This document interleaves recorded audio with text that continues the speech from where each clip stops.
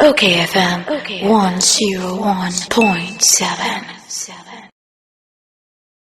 So for me kodim komo bi abasa wo hwe the chronicle da obokrata no a story bi eda ha sei was COVID-19 kills 3 kids at Komfo Anokye teaching hospital na omanfo ni boss na abo wo mu hu pa ene ewo the chronicle ni mo hanti ye ni oru Kwame Frimpong wo ye PR ma Komfo Anokye aban ayare sabia obani Frimpong memo achi oba ade a chembe adwumadie so you so Achiefo ejuso ene sa wo hwe the chronicle amfonyi ne bo ha Komfo Anokye teaching hospital ho de minim ho pa fi se mebewo wo ho be mprenu na yesi COVID-19 ekun enkwada miensa asemi no kure I said COVID ba o memu efi last year obiti samre enkola omunya COVID no emu miensa na ewa say enye January ya from last year to this year. Yes, last year. Okay. But now in professor now that sergeant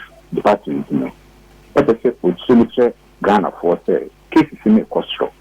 It will be answering who you. The whole of last year from March I didn't pure man we could see December 2020. In your 14 cases. But by the 3rd week or so of this month, Mankwan, in your 9. Because I said, in March, no, December 2020, 14 cases. Now from 1st January to almost the 3rd week, in your 9 cases, I also cases in the costume. No, or a month for yeah, dear, no quite a costume, and then Kolanqua, in penny for no sir, a Bahia testing center, a fire treatment center. If you have a costume, a shame, no. So, we're penny for no sir. Case in from last year, a free September, October, November to December. No. Case in Yano, fair 2 weeks of January and Kwanet also change. Case in Yano, the last 4 months of 2020. To Shimua, Yadiano Air Cosso, Internet Bank of Cocoset, Nama Yadin Community, 50 protocols, the moon full, obey mask, obey the social distancing, or obey hand hygiene, obey wash and with soup, and it's the cake on and that. Ajmaba from kakra. Enno da obokrata bi di ban say e hono anso akwada bi a wanya 11 months enya bi eno so te say I ya de ne pinyi akwala nti say most of the time say we maame ni nya bia na kakra no pa ben da kwan so ku nya bi to no se no maame ni na no na na yepo yete say adwumayefo ni bi nso na bi mu e complaini asenye officially de say PPEs no ne esese wo munya dodo ase de bebuo mu dwumadi wo munya ne saa eno eya keka bi anasa no kura bi wo mu so far the akaka yen management etriye no eye wanwa eye management wanwa because omuni say wo munya no so me de adwuma na bo mu ban COVID no de management are provided. It's a report from department na allegation no quite wo no anything at all first and chef function mu na any chief executive can address here department no head no help of attention no only see and chef for me am on waji to me say bia nya the management e de ma wo no me de COVID-19 ho adwuma no management de am wo nya no kre it na ma we ni chief executive can kasa ya no aka se bia o pese bia o defend no kema department na ye fa the function mu dwumadie no na hospital no so measures ben na mudigu akwa mo fi se mo bo manfo kokoro mo so mo ye nipa mo ye adwuma mo wa adwumayefo mo wa doctors mo wa nurses was that make sense me Komfo Anokye kra me ba be wo ho mprenu na me ba mentafo na bi kra be da MBU ho ne ade enti mo so die na mo ye e de abo mo ho ban management last year November who said cases one can ekosro no in chief executive said because member was done so issue memo to all members of staff.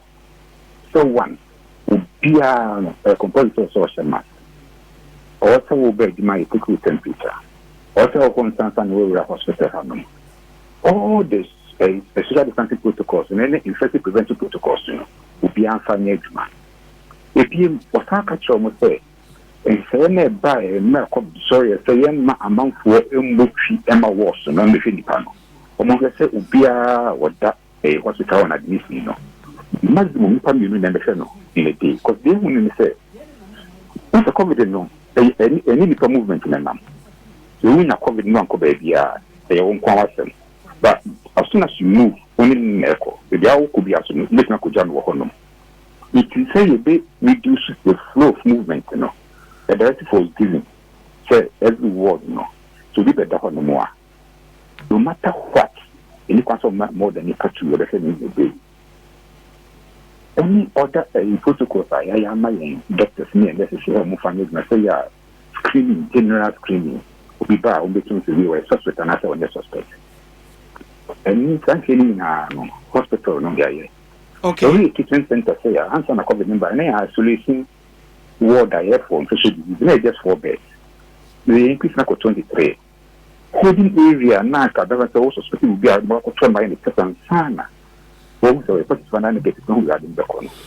Near 2 beds. The increase in 4 beds. You see, I ain't say the hospital because we can't tell you. The different kind of could do the serving. There are no cases in no. Ever. Till you just test the normal the shutter, Yadiana, the big warfare. It is saying now, for double modern airboa and Mercedes of the according. And Jeffrey Frass ebesi afia nkwadaa miensa na monkonte buo mo mafiri nkwadaa no na obetimi ama ye ages ana say confidential information. Oh there the nkwadaa no dey having the first kasa kola e bi awo ni me coffee press. Ah okay 0 to 30 no. In a simple case something called 40 15 but most of the time no. Cut off point in the 30. Oh okay. Mate yo. Ene we dey be ma mutiri nkwa na ye wogidie say kokobo amode bo manfo no say kwa na ekoso fi say ho so mo testing crofo ye nyina be me ani ada ho ne the safety protocols no aye adwuma ye da so panyi frimpon yo owura kwa me frimpon na ye PR ma Komfo Anokye aban ayaresabia okayfm 101.7